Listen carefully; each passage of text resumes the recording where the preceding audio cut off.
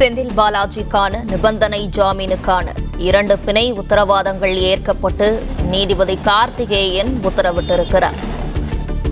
நிபந்தனை ஜாமீனுக்கு உத்தரவாதங்கள் ஏற்கப்பட்டு சிறையிலிருந்து செந்தில் பாலாஜி இன்று விடுவிக்கப்படுகிறார்.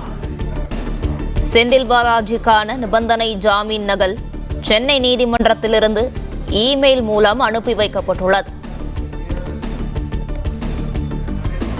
புழல் சிறை வளாகத்தில் செந்தில் பாலாஜி ஆதரவாளர்கள் ஆட்டம் பாட்டம் கொண்டாட்டத்துடன் அவரை வரவேற்க தயாராக இருக்கின்றனர். அமலாக்கத்துறை வழக்கில் 471 நாட்கள் சிறைவாசத்திற்கு பிறகு செந்தில் பாலாஜி இன்று ஜாமீனில் விடுவிக்கப்படுகிறார். இது குறித்தான கூடுதல் விவரங்களை செய்தியாளர் மாணிக்கம் வழங்க கேட்கலாம்.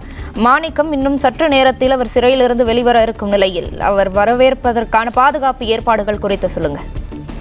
செந்தில் பாலாஜி அவருக்கு பிணை வழங்கி உச்சநீதிமன்றம் தீர்ப்பு வழங்கியிருந்தது. அதனைத் தொடர்ந்து விசாரணை நீதிமன்றம் அவருக்கான அந்த நிபந்தனை ஜாமீன் அடிப்படையில் அந்த நிபந்தனைகள் ஏற்று அவருடைய அந்த பிணை தொகையும் ஏற்றிருக்கிறது. தற்பொழுது அவர் விடுவிக்க சொல்லியும் உத்தரவு கொடுத்திருக்கிறது.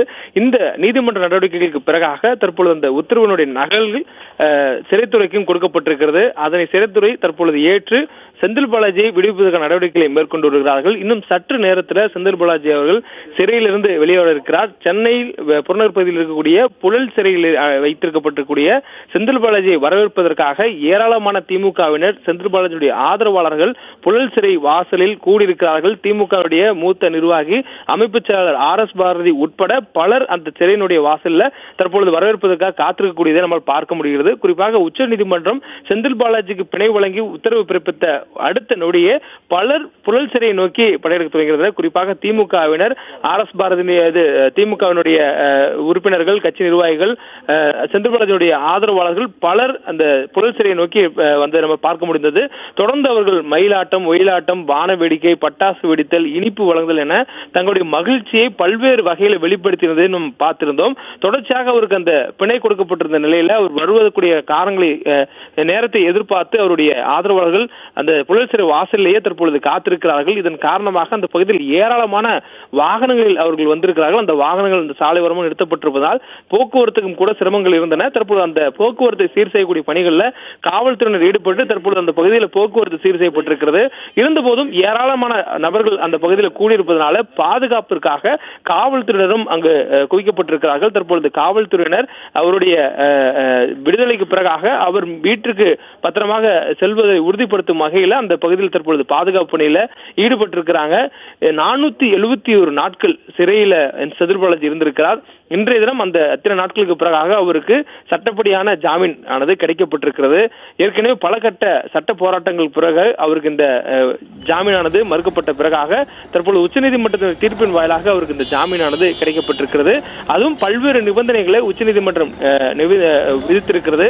குறிப்பாக இந்த ஜாமீன் கொடுக்கும்போது உச்சநீதிமன்றம் சொன்ன கருத்துக்கள் மிக முக்கியமாக பார்க்கப்பட்டிருக்கின்றன. குறிப்பாக ஒரு விசாரணைக்காக வைக்கப்பட்டிருக்கக்கூடியவர்கள் விசாரணை தாமதமாகிறது என்ற ஒரு காரணத்திற்காக மட்டுமே நீண்ட நாட்கள் சிறையில் வைத்திருக்க முடியாது என்ற ஒரு கருத்தை சொல்லியே செந்தில் பாலாஜி அவர்களுக்கு இந்த ஜாமீன் வழங்குவதாக தெரிவித்திருந்தார்கள். அதே போன்ற அந்த உத்தரவுல பல்வேறு நிபந்தனைகள் விதிக்கப்பட்டிருந்தன. அதில் பிரதானமாக அவர் ஒவ்வொரு வாரமும் திங்கள் மற்றும் வெள்ளி ஆகிய இந்த 2 தினங்கள்ல இடி என சொல்லக்கூடிய அமலாக்கத்துறையுடைய அலுவலகத்தில் நேரில் சென்று கையொப்பமிட வேண்டும். அதே போன்று விசாரணைக்காக அமலாக்கத்துறை அழைக்கும் போதெல்லாம் தவறாமல் கலந்து கொள்ள வேண்டும். அவருடைய பாஸ்போர்ட், கடவுச்சீட்டு சொல்லக்கூடிய அந்த பாஸ்போர்ட்டை நீதிமன்றத்தில் சமர்ப்பிக்க வேண்டும். அதே போன்று அவர் வெளியே வருவதற்கு அந்த 2 நபர்கள் தலா 25 லட்சம் ரூபாயில பிணை தொகை அவருக்கு உத்தரவாதமாக செலுத்த வேண்டும்.